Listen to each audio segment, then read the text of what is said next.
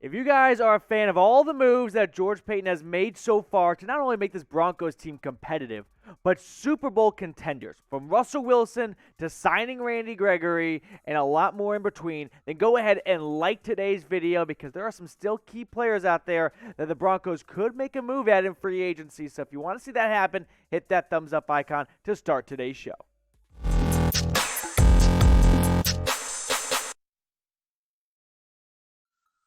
What's going on, Broncos Country? Welcome into the Broncos Breakdown. We got some free agency rumors coming at you guys today because NFL free agency is in day 2, official NFL free agency, and day 4 of just when free agency really started back on Monday. And had some news come down the wire as the Dallas Cowboys moved on from one of their star players, an offensive tackle, La'el Collins. The Cowboys are releasing him to save $10 million. Dallas, I don't know what they're doing, but it's got the entire city in shambles here.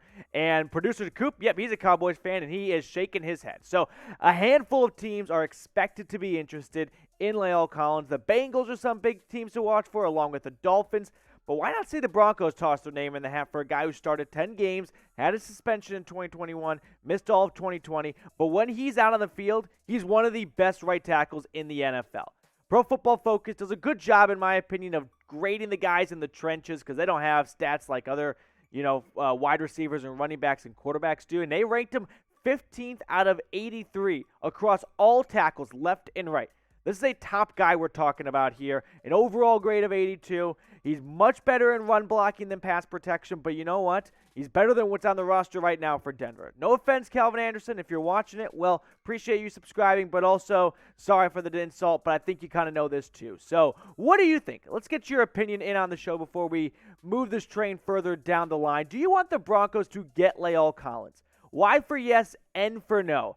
I want to see Denver keep Russell Wilson happy. And a good way to keep someone happy, not having them get sacked every single time and being the NFL sack leader every single time year after year.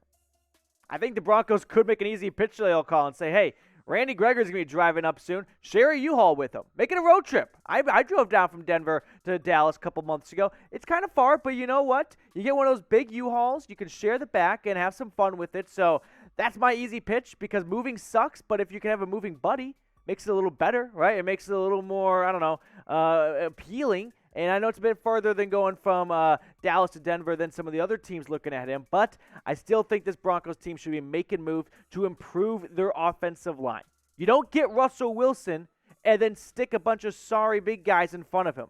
Let's dress it up and let's get a nice offensive line to protect your new franchise quarterback. What do you think the bigger need is for Denver so far? They got their edge rusher. First and foremost, they got their quarterback. Then they got Randy Gregory. Now we're down into the weeds a little bit of team needs in terms of offensive tackle or corner. And we'll look at a DB in a moment, but let me know what you think the Broncos' bigger need is. Is it offensive tackle or is it corner? Type those initials down below for me. Before we check out the rest of today's Broncos Rumors video, there are Russell Wilson jerseys on sale now at Fanatics, so get yourself an awesome jersey at chatsports.com/Broncos jersey. We also had some great Broncos t-shirt jerseys mentioned earlier this week, and now you can get the real deal. You can get yourself a number 3, not Drew Lock jersey, but a Russell Wilson jersey. Get it now, chatsports.com/Broncos jersey. If you don't have a pen and paper, don't worry. I got that link for you in the comments and the description of today's show.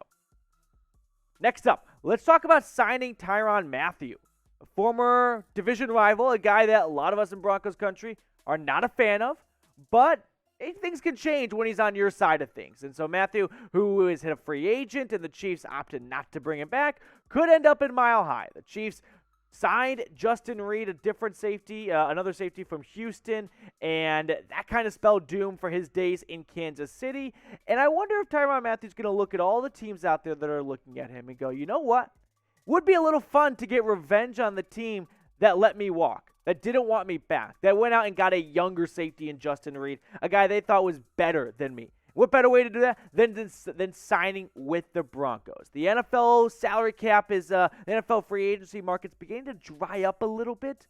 Like I said earlier, we're in a couple days now, and teams have already spent a lot of their big money on their big targets. So if Mathieu thought he was going to get a 2-year, 3-year deal worth $10 to $11 million, maybe that's not going to happen anymore.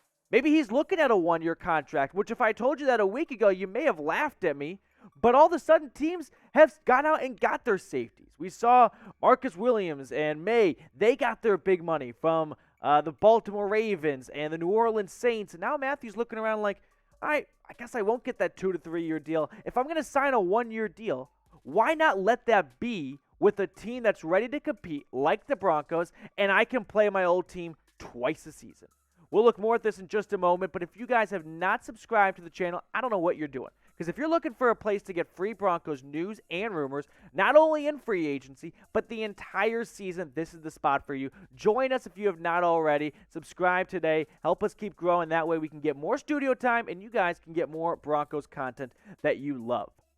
Looking at what Matthew did in 2021 for the Kansas City Chiefs, he was what we all know him to be, right? One of the best safeties in the NFL, and he's been tough to take down. There's just no doubt about it. And he's been tough to beat around, I should say, and he is one of the top safeties out there. I thought he'd be one of the first guys to go in free agency, but maybe GMs are a little sour on an aging DB.